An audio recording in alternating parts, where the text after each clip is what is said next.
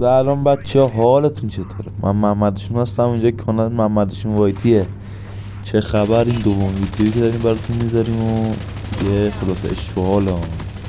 ویدیو قبل کانفیگ کسا رو براتون گذاشتم.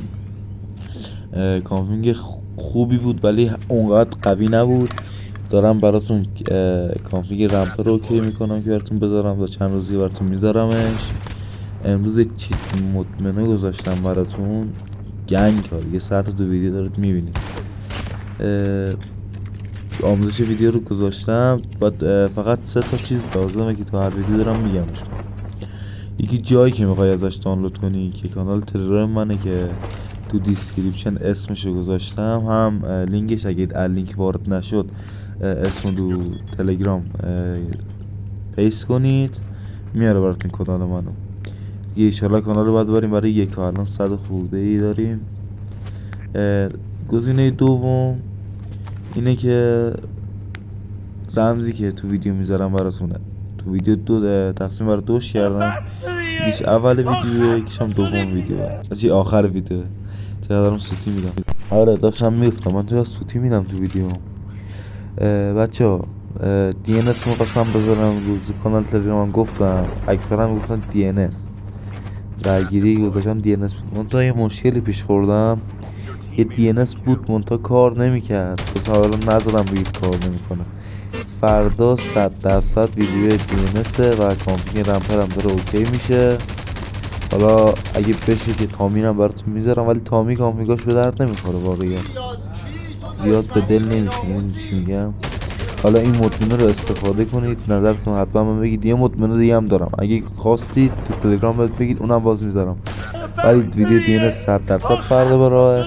احتمالاً ویدیو بعد دی ان اس هم میخوام اکانت رایگان براتون. خب من بریم سراغ آموزش نصب. اول میرید تو تلگرام من یه فایلی براتون گذاشتم، اونو ذخیره دو چیز میزنید، میرید تو یوزر آرشیو دانلود ها تلگرام.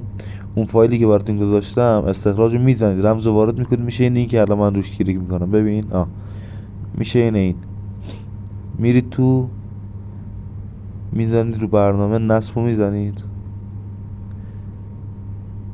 برنامه رو نصب میکنید. حالا من نصبش کرده، منم برسانی میخواد، قبلا نصب کردم، منتظریم تا نصب.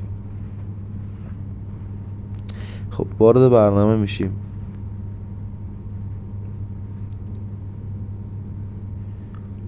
ببین بچه ها، این اول هرچی کاری که من میگم انجام میده درست براتون کار کنه. ببین اگر گوشیتون روته بذار روت، اگه نوروته بذار نوروت.